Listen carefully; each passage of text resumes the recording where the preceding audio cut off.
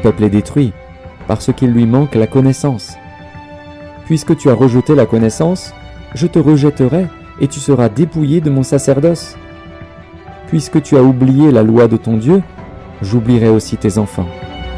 Bana na nzambe ya Ecclesia Mission Évangélique Goshen, na bokamba miya mopakola mina nkolo mosali na nzambe oyo nkolo apakola na ye mafuta pona lotomo pe pona bokangola miya milimo epai na ye bademo bapakataka mbangu pe batikaka esika na Yesu Masiya akonza mosali na nzambe diba wa nzambi na lisungi ya molimo mosantu batiaki litono na milulu na bango ya mikolo mibale oyo babandaki yango mokolo mwa lelo 28 juillet 2021 na bokambami ya ye moko mopakolami na nkolo diba wa nzambe oyo babengi spécial montant intendance 3e édition na spécial montant intendance 3e édition kolo asali bikamwa ya kosakana te pamba te ebele na bato bazwi biyano na bango na motuya ya likambo ma vie doit changer ezali tina ya mayangani oyo esangisaki bango kuna na ngomba ya intendance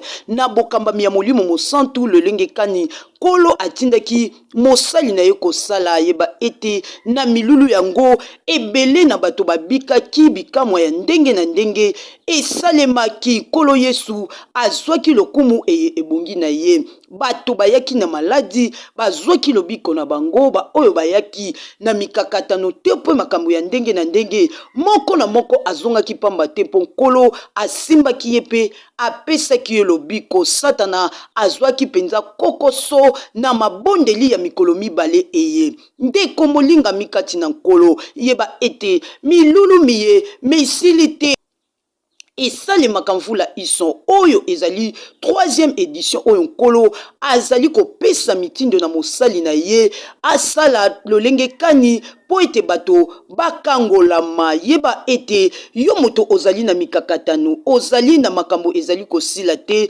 chômage kozanga libala makambo ya ndenge na ndenge oyo ezali kotungisa bomoi na yo yeba ete montagne esili kasi Montagne esili kasi Ecclesia Goshen ezali kokoba se kokoba na bamayangani na yango soki pe olingi komona mosali na nzambe bikuke pona yo ezali ya kofungwama yeba ete Ecclesia Mission Évangélique Goshen ezwami na balabala dibaya numéro 96 na quartier Loja na commune ya Kasavubu référence croisement Shabana dibaya sans frontières yaka okozanga te komona loboko ya nkolo Yesu Masiya na ya awa milulu eyesili Ecclesia pe mayangani na yango ezali kokoba se kokoba yaka kolo akozanga te kosalela yo bolamu na elobeli ya journal télévisé chrétien mosali na nzambe mopakolami na nkolo diba wa nzambi azangaki maloba te na elobeli ya Olivier Mukendi nzambe donc nzambe aza ona kotika te na vina ngana nazwi ebele papa diba ngamona zana témoignage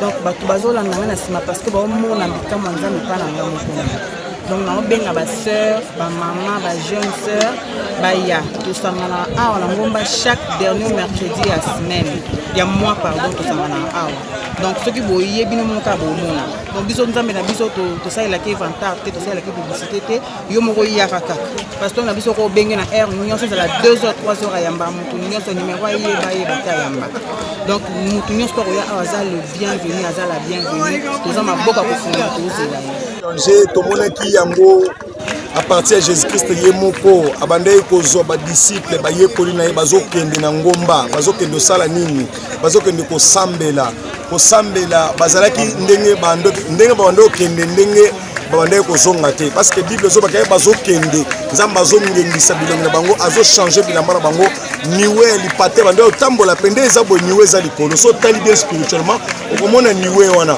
eza na kati ya kotoma parce que lole se fungami na yango pe toyaki awa po nzamba angengisa bilongi ya bato bele bazalaki na hotel établi na ba famille na bango na bandako na bango mais il fallait to telema parce que nzamba ponaka ba oyo ningi aponaki mama lelo aponaki yaya lobi pe azopona yo ozolanda ngai ndeko mwasi ndeko mobali azopona yo kozanga te na 4e édition ya ngomba na biso ya ma vie doit changer eza na intendance et salemaka chaque fin du mois mercredi à suka ya fin du mois. Donc nde tobwakaka sikoyo ba message na ba Facebook na ba YouTube. Soko beti na YouTube diba wanzambi okokuta makambo nyonso, ou bien na Facebook Mission Évangélique Goshen. Nzambe pe a changé vie na yo, apambola yo, bisko zolanda biso ozala visiter elongi na yo ngenga ozala béni. Vraiment Nzambe a renversé hôtel o batonga ki ya malédiction, ya sabotage ya vie na yo. Hôtel ya bénédiction et contre bomo na kombo na Jésus Christ. Amen. Kombo moko te ko na kombo Jésus Christ. Boko ko eza na se kombo Jésus Christ. Tozo pesa vie na biso na mabondeli. Depuis dimanche nazalaki na maluku nazolia te nazomela te nazosambela na haute tension na kitibo na changer ngomba na ye na ndaku na sukoli na ye ka pona ya mbabatu lelo. Donc soki makambo Nzambe longoli aventure kindumba masanga olongoli kipidité omi boyi yo moko Nzambe bando sale ato simbi mutu bato lobika bo makambo bando salema makambo miracle eza ya ngai lelo te eza ya kala eza don Nzambe pesa eza pe yanga te na sale ngo fierté Nzambe nda pesa na Dibaya na commune ya Kasavubu Dibaya 69 na commune ya Kasavubu programme biso ezali mercredi na 6h mais le kola lelo mercredi toyaka awa donc landa biso kaka vendredi na 16h à 19h30 dimanche na 8h30 à 11h30 Nzamba lola apambola bino boza beni na ningi bino makasi. Chasse aux sorciers nde milulu miyemizali kokoba se kokoba kuna na ecclesia ACK Cité Verte oyo ekambamaka na mopakolami na nkolo mosali na Nzambe Daniel Kaniki solo mikolo na mikolo nkolo azali kolobela bango na nzela ya mosali na ye mopakolami na nkolo Daniel Kaniki azali kopambola bana na Nzambe pe basali na Nzambe eye bazali koya mikolo na mikolo koyoka liloba na Nzambe na maikolo abombeli bango solo ye moko mopakolami na nkolo Daniel Kaniki nde ateyaki mokolo mwalobi loleki to pe mokolo mwayenga kotalisa bana na Nzambe ete esengeli na bango kobenga na bandoki nyonso oyo bazali kotungisa bomoi na bango elekanaki malamu mingi penza mikolo na mikolo kolo azali kosala bango bolamu na nzela ya malakisi pe mabondeli ya kafu eye ezali kosalema kuna na ACK Cité Verte bayebaki kobondela kobenga na mosika bandoki nyonso pe mikakatano nyonso eye ezali kotungisa bango molinga mikati na nkolo yeba ete milulu miye misilite mizali kokoba se kokoba kino mokolo ya le 8 août 2021 kobanda ngonga ya 16h kino 19h tala yo oyo oumeli na maladi oumeli na piaka mikakatano ya ndenge na ndenge kozanga mbongo mosala kobota pe nyonso oyo satana asalaka na bomoi na batu ngonga yango oyo ebeti pona yo obenga na mosika maimanso satana atiaki na bomoi na yo mosali na Nzambe Daniel Kaniki elongo na lingomba mobimba ya ACK Cité Verte babengisi yo na milulu eye yaka omona loboko ya Nzambe oyo esalaka na kati ya eklezia ACK Cité Verte na banso totombeli na bino boye bolamu na elobeli ya journal télévisé chrétien mosali na Nzambe Daniel Kaniki azangaki maloba te. Nous avons parlé sur la destruction des œuvres de la sorcellerie. Nous avons un Mukandaya, un roi. Comment est-ce que Akab, la Jézabel, Bagisaki face à Israël et Yami Balé de partager sur Mukanda et Nombre chapitre 22 à partir de 10e verset jusqu'à 6e. Et quand il a dit Balak na Balam, tout ce monde a Balam et Balak a une décision. Les Ramonika, le Israël en mouvement de Bazalaki et Makamuza Pasale na Bambo, a une décision de vérité. Il faut tout le Kamuto Boko Mema, Basali Réunion, tout le Kamuto Boko Moti, le Israël a tout tombé na Bambo pour Kamuti, pour Israël. On les a mis à la Bondoki, ils sont salués partout dans les familles. Et matobele na ebate bando ki bazaka na biloko misato bazana biloko misato bapesaka na bomo ya moto bato eloko ya liboso so bamoni étoile na yo ezali bongalo so bamoni ozala moto lobi okuna bakotelo reno nde loko balakasanaki comment tokodétruire toloka bango nde troisième likambo donc première bamoni deuxième bakotelo reno troisième nde babandi oloka yo sikoyo pour que makambo nyonso ozosala e avance ebeli makambo eza koavance te ya okanisa ngo normal azoba te conjoncture eza likambo ya conjoncture te avance na moto ezaka lie na conjoncture te avance na moto okutaka epai na nzambe et c'est pourquoi la Bible dit que n'appelez pas ce que le peuple appelle congélation c'est pourquoi la Bible ezoloba ete le juste vivra par la foi puisque notre foi nde ezofungolela biso baporte esalaki to avance mais omona bandeko ils sont en train de souffrir pour rien parce qu'ils n'ont pas compris ce qui se passe tout autour d'eux. Ils sont entourés dans ma sorcier, dans Moussala. Ils sont entourés dans ma sorcier, dans ma voisin, dans le banc, dans l'avenue, dans le quartier. Ils sont entourés dans ma sorcier, dans la famille. Ils sont entourés dans ma sorcier partout. C'est pourquoi souvent quand on les a bloqués, Mando quand on voit tous les datés, Mongo Zali, mais on voit tes datés. Obali, mais on voit tes datés. Toi, tu trouves ça normal? C'est pas normal. C'est pourquoi nous vous invitons au besoin de mission de loin et même au besoin de Kinshasa pouvait venir dans la Cité Verte la service s'est déroulé c'est maintenant tout à la service tout lien à Ndakouté tout à la mission nous sommes pour prier l'église et puis au lien à la mission tout au quitte dans l'église l'osoka est pour ton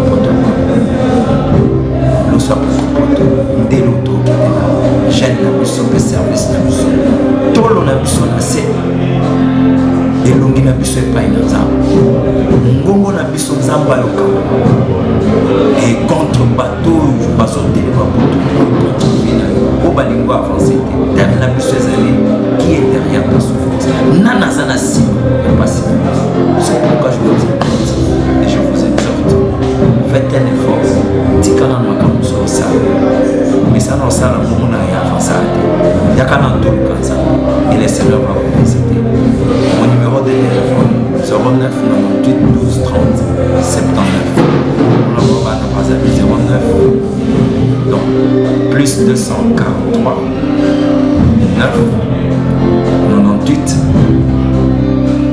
ou 98 12 30 79 donc les arts facile c'est pourquoi tu as invité nous aux et les visiter dans ces là il y a un message où ils ont partagé que la main de l'éternel les a colonisé puisque nous sommes besoin à ce cas c'est verte ils sont mis juste en face il y a combat en face il y a combat de sont tout mineur à ce cas c'est verte baola qui sont n'était pas bananique ça passe au moment de derrière ça arrêt sur le canal qui dans arrêt à ce cas c'est verte en face à combat de baola on dit que la taxi business sont ils ont le type on prend ils ont le type du pain donc vous avez toujours le bienvenu le pasteur je reçois chaque tombe vient je suis là le matin donc mardi mercredi jeudi je suis là chaque matin à partir à 7h10 11h que mon Dieu vous bénisse.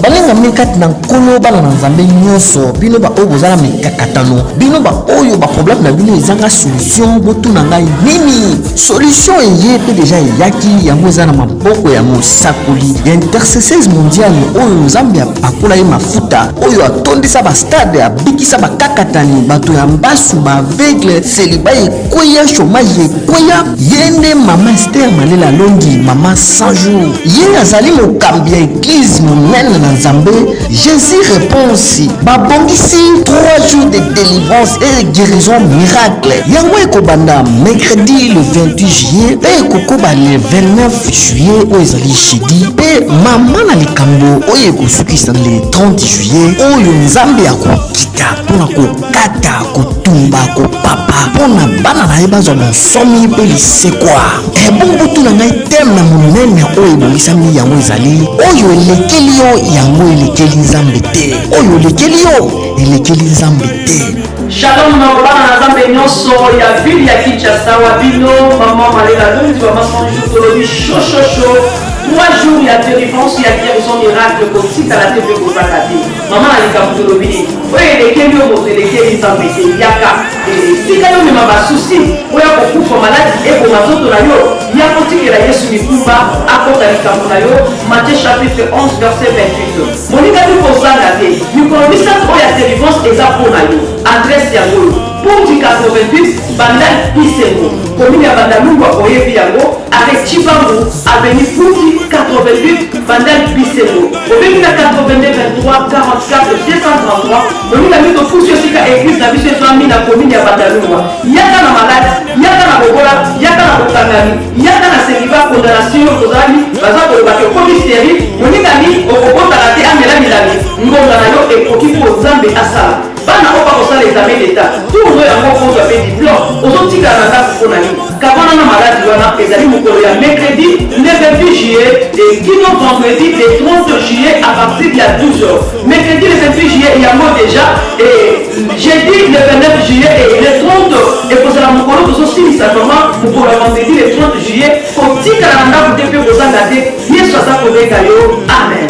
Makambo oyo esilisa yo mayele oyo elekela yo oyo basolution esila bakestion oyo ezanga réponse boya epai na Nzambe ya Esther Malela Londi mama 100 jours yango ekozwa solution monguna akopakata mbangu okobala okozala okobota mpe okozwa basolution na ndenge elongo bani potala ebele ya bato ndenge bapesa batémoignage bachinois bandima Nzambe oyo baindien bandima Nzambe oyo baaméricain mokili momimba bandima Nzambe ya mama 100 jours yango na bengisi yo ndeko oyo ofandi na etoko oyo lali oyo ozangi solution oyo bato mosusu basakana na personnalité na yo yaka epai mama 100 jours oyo akende sango oyo abikisa bato Nzambe na ye akata likambo na yo na kombo ya Nzambe Jésus Christ Nazareth ye akopakola mafuta te munwa te eloko moko te me na kombo na Nzambe Jésus Christ Nazareth nde solution ekomonana yango tobengisi bino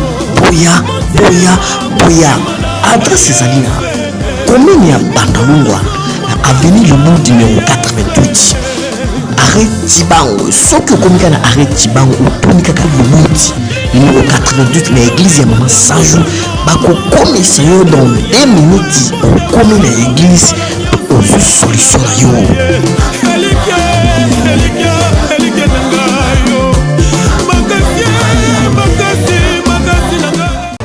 10 jours de commandement tope mikolo zomi ya bopesi mitindo ezali kokoba se kokoba kuna na eklezia montant de transfiguration epai wapi ekambami na mopakolami na nkolo moto oyo nkolo apakoli mafuta mpo na lotomo mpe apesi ndingisa mpo na bokangola ya milimo mosali na Nzambe ntomba miracle mbaya bazali kokoba na milulu na bango oyo bafungolaki bikuke na yango poso moleki na moboko na likambo sa manière d'agir est inconnue tope lolenge na ye ya kosala eyebani te mokolo malobi mateya mokolo esimbamaki na mopakolami na nkolo toma na Nzambe Francis Kerok Kokobar oyo apambolaki bana na Nzambe na maloba kitoko kouta epai na tata solo etuluku ya bana na Nzambe oyo batondisaki tempelo ya montant de transfiguration bazwaki ya motuya kouta epai na tata na nzela ya maloba na ye na mosali na ye Kokobar oyo apambolaki bango penza koleka pe moko na moko apambwamaki na malakisi yango sima ya malakisi bayebaki kokumisa nkolo na baloyembo pe mabina losambo ya kafukafu ezangaki te pona kopesa mitindo na maimanso mazali kotungisa pe kobenga maimanso oyo satana ayiba na bomoi na bango. Ye moko pe mokambi ya eklezia mosali na Nzambe apôtre miracle mbaya Yepe alobaki boye na elobeli ya Olivier Mukendi. Oui, naza ba condition ya liboso ezaka foi ya mibale za confiance ya mosala nzambe. Parce que okoki koya na église mais soza na foi te omona eloko te. Foi ajouaka rôle na ba domaine nyonso, même na domaine ya délivrance, même na domaine élévation nyonso aza besoin foi. Soza na foi tokoko ya pe mozongi les mêmes personnes. Alors, ezana eloko mo bandi babosanaka. Bible bengi sans la foi, Hébreux 11:6, sans la foi il est impossible de lui être agréable. Cela veut dire Nzambe muka sepela na foi. Voilà la raison moi toujours parler thème nabiso sa manière d'agir est inconnue. Thème moi neza pona ko babenga na lo ba terme nini, eza pona ko zongisa bato ba komi désespéré. Hein, bato muso ba okanisa dirait likambu na Nzamba bosani yango. On a zo rappelé bango sa manière d'agir est inconnue. Il fallait kaka Mephibosheth akoma na le débat pour Nzamba récupérer. Donc, ndenge nzamba salaka eyebanaka te. Bato bati komema bonzambe par rapport à conjoncture. Ça n'a rien à voir bonzambe na conjoncture. Ça n'a rien à voir bonzambe na pays aux anamo. Voilà la raison de bonzambe ça na besoin foi na confiance au nzambe établi, ya muto nzambe établi liboso na bino. Tozana basala nzambe bauti de partout.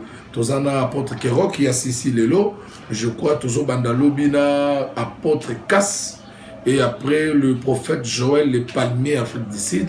Après, tous encore, on a les bishops Ben Kabongo et Nangamoko, les prophètes Mira. Voilà notre souci. Adresse la Bisheza et Sanza 27 bis. Thème, il y a sa manière d'agir est inconnue, c'est par rapport à ma témoignage. Nazamuto Oyo, Batebele Sokyoko, pasteur Wana Simba, pasteur Wana Komaboy.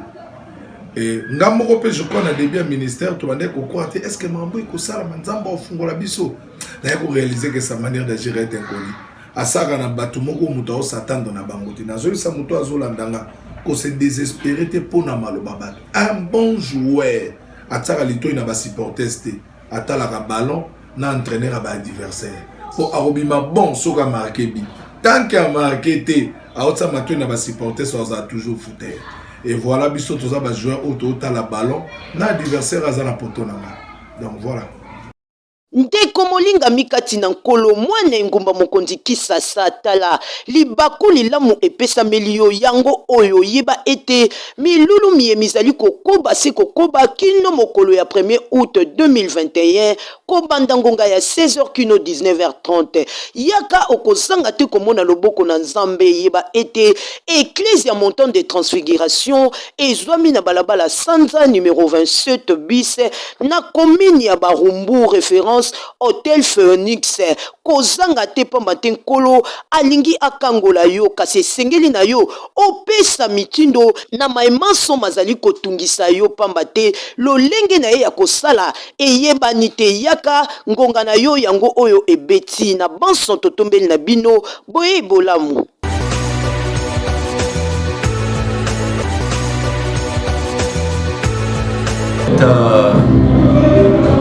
En tant que Mboti, je dirais que mariage est un cas tout est carbanate, pas de bâtiment dans mon tour.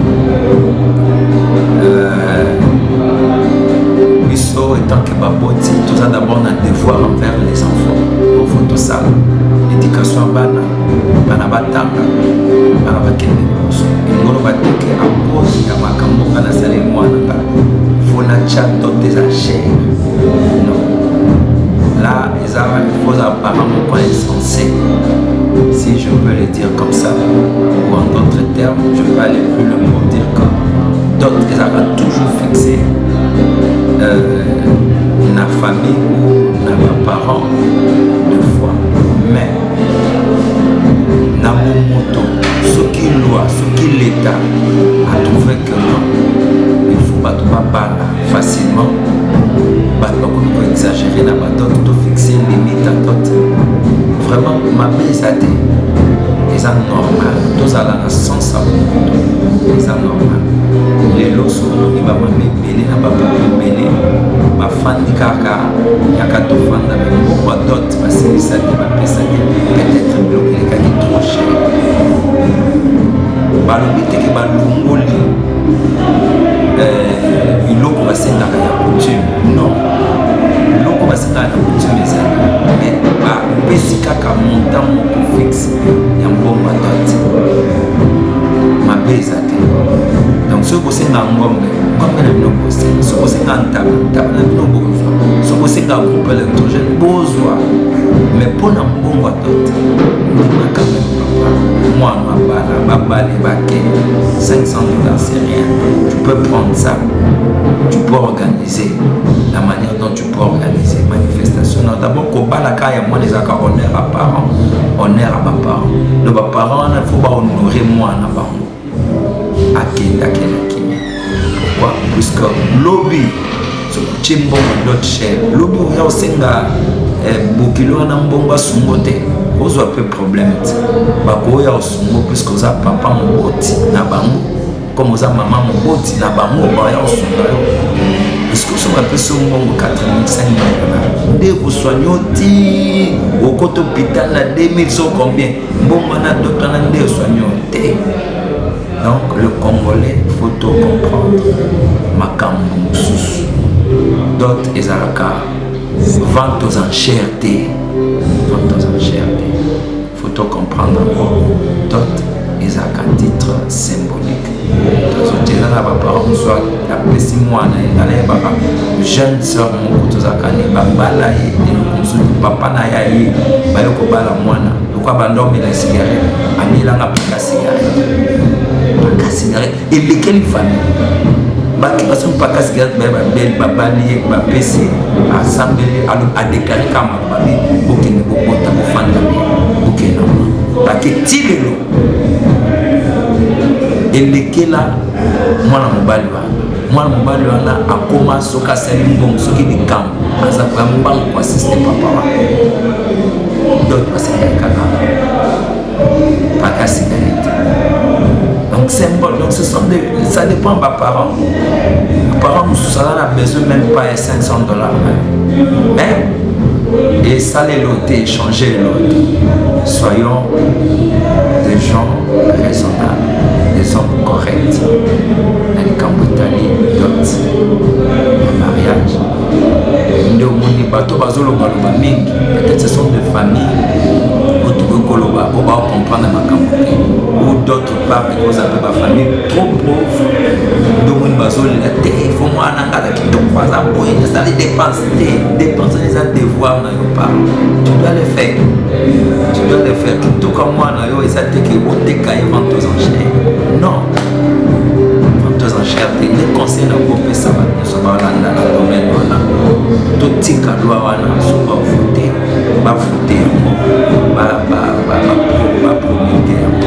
et souvent, les jeunes gens, les à Malonga, mais dans mon cas, pour $500, il peut aller se marier. Moi, c'est la première responsable, c'est lui dans notre pays, tous en avons responsable. On va faire des jeunes et puis ça va m'envoyer idée. Il y a pour moi, c'est la bande et vous allez un peu m'opposer. On a payé qui et diminuer puisque moi si mon temps à cas qui va dans qui kuluna pour ma batupo yana la limité abandonner ces tika qui kuluna et quoi aider quand même échanger mon temps quel est. Vous savez pourquoi les lots tourne ma fille mère et belé n'amboka na biso? C'est parce que les jeunes garçons n'ont pas les moyens de barabasser. Ma famille les lots va comme si bana na bango basi moins de commerce, ba fond de commerce na bango. Dans un monde à d'autres, ils ont $2,500, $3,000, ba groupe électrogène à 4, ba TV à plasma, ba chaînette à or, tout. Donc mon iban ne peut pas se tout là. Nalanda ki mona moka moi si na kati église mazo tout na passer une question. Papa to botami une église, to collé d'église, to zone en église, to kusuka wapi soso no pesa biso. Oui, que le pasteur a sa réponse parce que mes frères vont pas l'accepter parce qu'ils n'ont pas de moyens. Loi ou les loi moko, na kosenga ba député ba voter weleka. Boko mona kindumbe ko diminuer, ba fille mère ba osila, pe ba famille ko vana na kimia. Loi moko eza loi ko encourager. Nzamba pambola ndeko zo ki makanisi wana, aza ki inspirer na mibe ko bongo nzamba pambola vraiment. Bi tozana ma milula minene tozo se préparer d'idée au 6 août. Dans un séminaire mot biblique, ils ont un thème nango à la rencontre de ma destinée. donc milulu moko makasi donc tozobenga bana nyonso ya ville de Kinshasa baya ko participer na milulu wana parce que eza banseignement moko ya makasi oyo kozala animé na ba homme de Dieu puissant en parole bande bakoloba so thème nango à la raconte de ma destinée donc yango programme makasi tozala na kati église du 2 au 6 août et puis du 22 août au 30 septembre tu as 40 jours de jeûne et de prière nde tomesana kologanza mais ba jeûne et prière mabungisa makasi ya minene tozana na maison de brebis yango wana biso bana maison de brebis oyo zomi na avenue Mangai croisement Éthiopie na commune Kasafu na quartier Loja tozana na église yango. Mais non, jeûner ne veut pas dire que aucune église te aucune musala tellement biso tokendaka musala na ba état de jeûne. État de jeûne, c'est tout un état d'esprit. Donc tu peux être en jeûne sans pour autant et indisposé pour nous salam salate. Non, c'est ça raison. Et le but est de voir 40 jours à jeûne et prière. Les battements qui nous ont été catés, battements qui nous ont salate. Si battements qui ont été catés, battements qui ont salate, va vivre en dégaine. Même l'église va survivre en dégaine. C'est grâce à Bangonde, à Bafran Bag, à Badim, à Bango, nous avons permis que nous soyons fonctionner sur la salité. Baloukite. Nous sommes en bétambrandé, nous sommes en bétambrandé. Malgré le programme de jeûne et prière, et pékisi mututa qui est dans l'activité nae, et pékisi mututa qui est dans la et pékisi même pas dans la classe, pas dans la classe. Non, pas dans le programme où nous allons faire la bébé tout ça là. On jeûne, mais nous sommes tous vagués pour l'occupation nae. Et quoi handicapé, programme de mort. Non, bateau dans la condition monter, jeûne les alara que bâtir moi discipline mourir pour s'abstenir quelques heures, na yetali kolia, na moi et après. Fungoli na bango balé ba vaguer l'occupation voilà condition c'est ça donc j'ai dans un jeune partiel donc na moment moko ba ba kolia pe ba on na bango maina c'est ça condition c'est ça.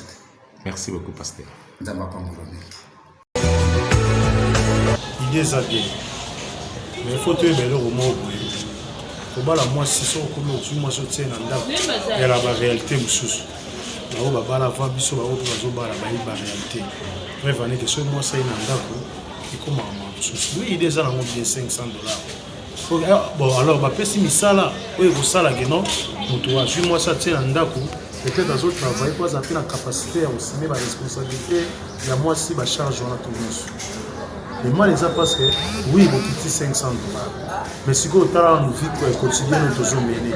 Est-ce que la jeune monsieur doit avoir une salade? Il y a des vieux monsieur qui sont plus âgés par rapport à l'histoire. La base, si souvent on peut un jour à honorer moi aussi. Maintenant, je suis ma coquille en exacté. Il est dans mon bien, mais quand même, il faut poser une question. Vous avez marié, il y a une réalité. Bon, dès que par exemple, on a dans la fiancée, on a déjà la fiancée, ça fait déjà une année et demie à 2 ans au mais petit à petit au Bundaka.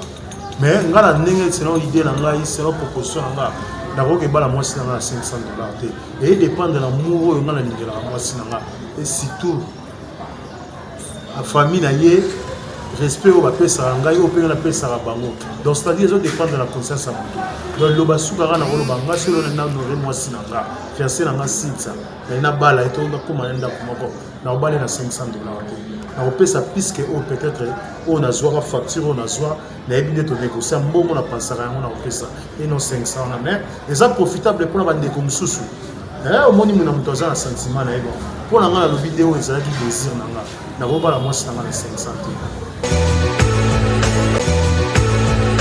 moli yango mabe puisque bana bazali ba marchandise te famille ebele balekisaki makambo badote ya kopesa babiloko ebele jusqu'à batelevizio banini makambo ebele mpa na ngai nasepelaki na mote oyo ngai nazalaki na mokai yango nasepelaki te lokola basali mpo na ngai nasepeli ndenge me biso bamama ya bana tolekisaki na bapapa ya bana alors nga nasepelaki te epa na nga mpo na nga nasepeli te baexageraki ya marchandise te mwana aza marchandise te oyela dote ya moke mwana babali ye biso babalaka biso na bacombien oyo atango ya lelo esi eleki makasi yango nga nazalaki nango yango wana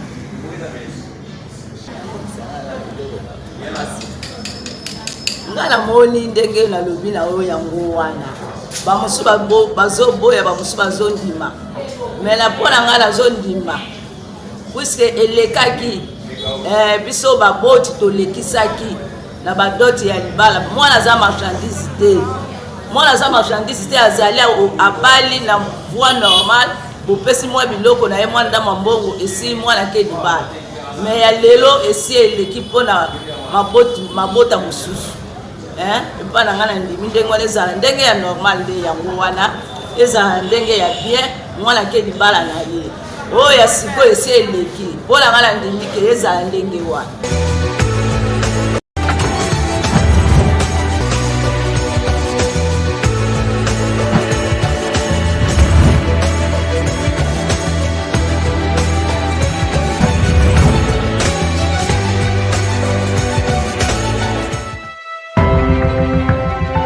Mon peuple est détruit, parce qu'il lui manque la connaissance. Puisque tu as rejeté la connaissance, je te rejetterai et tu seras dépouillé de mon sacerdoce. Puisque tu as oublié la loi de ton Dieu, j'oublierai aussi tes enfants.